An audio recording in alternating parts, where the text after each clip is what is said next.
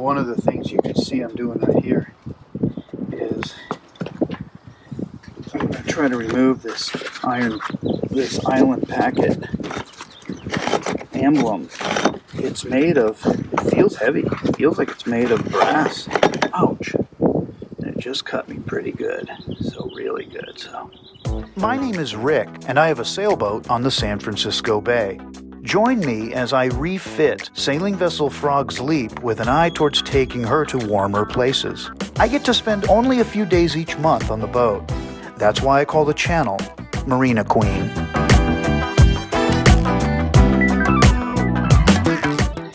It's a good thing I have some first aid kit here. Damn. So I got to be more careful with that. But I'd like to shine it up and put it back on there. But I'm going to go address to my cut now.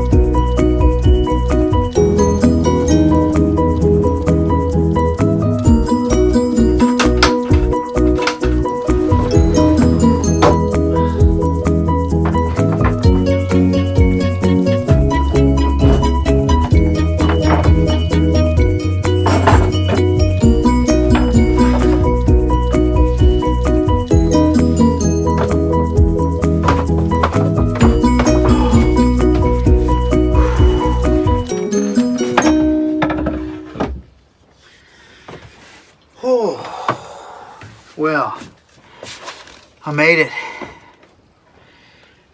It's beautiful outside. The sun hasn't set yet. I think I'm gonna just relax in the cockpit for a little bit. Well, let me know if you have a favorite wine that you like to enjoy at sunset. Cheers.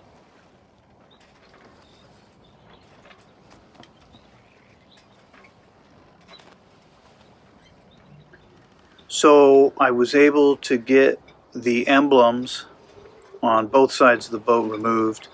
The one on the starboard side was a little bit harder, but I managed to get it. Well, that's the port side. You can tell it's got like still some 5200 or something on there. I'm gonna have to figure out a way to get that off of there. If you have any ideas, let me know in the comments. Let's take a look at the other side.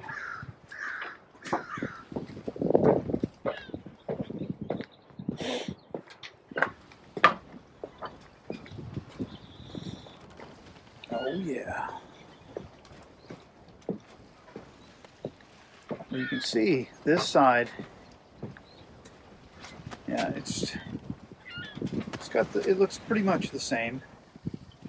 And you can see I have a lot more water on this side than the other side. This side's really for my neighbor.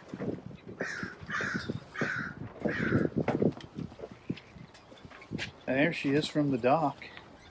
We got a pretty reasonable breeze this morning.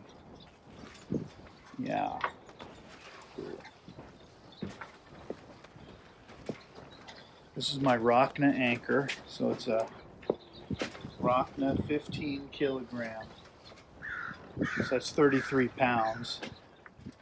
I'm not a huge fan of how the ground tackle is set. It's set into that side thing. And it's tied off to the railing with some string.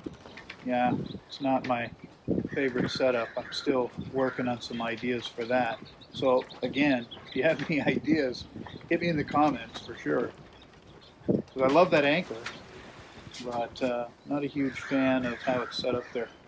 But I do like that it's got that electric windlass. You can see it right there. And 5/16 chain. I'm not sure how much. I want to say 25 or 30 feet maybe. Anyway, we're going to find that out one of these visits. Yeah. Cool.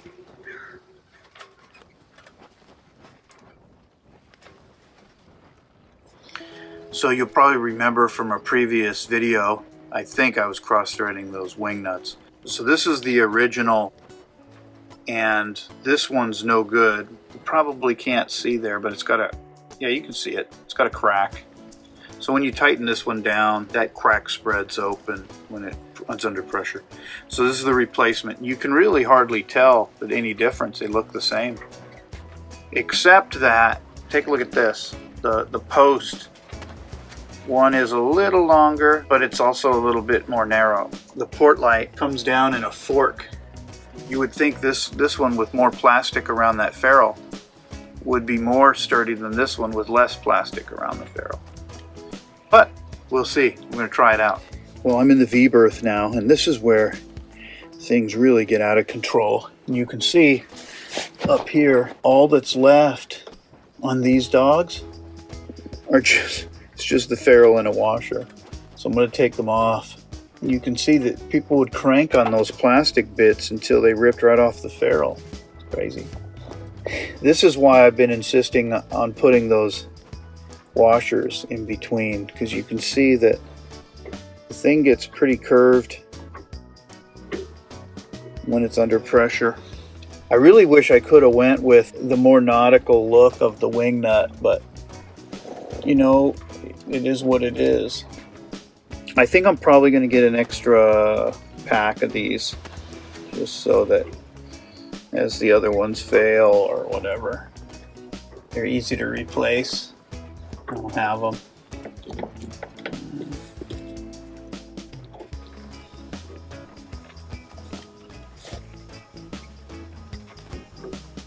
Easy. I like to put some of this waterproof grease on everything, but this is a really good marine grease because it's also a dielectric, so it can be used on electrical too, and it'll help slow down the corrosive tendency on boats. You know, it's said that answers are what we have for other people's problems. So subscribe and share your answers with me. Yeah, this was the first time that I've ever dealt with alternating current reverse polarity. It's either something wrong with the shore AC or it's something wrong with the boat AC. Well, I knew it wasn't anything wrong with the boat AC because I left it working fine. So, you know, I could call the marina and ask them if they made any changes, or I can just go see if there's any problem at the connection points. So this is the shore tie connection for Frog's Leap, and this power pedestal is actually on my neighbor Ben's side of the finger pier. And I have a coil of hose that lays on top of this power cord. Unfortunately, that hose and the power cable, they're both tripping hazards, and the more they get stepped on, the more they get pulled on. And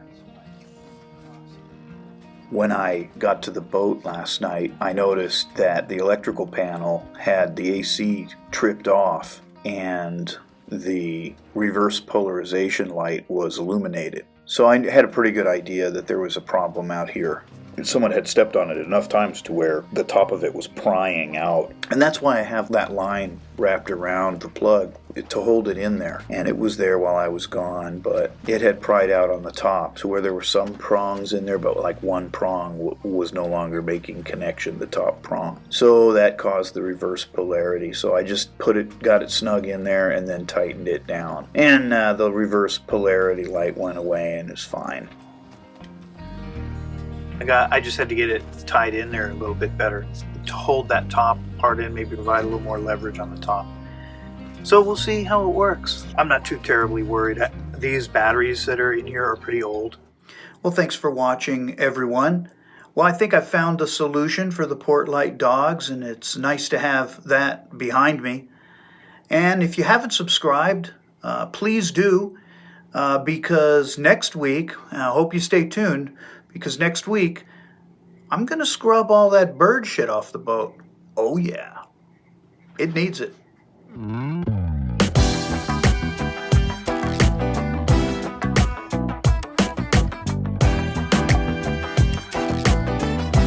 New episode every Sunday. I'm not as think as you confuse I am.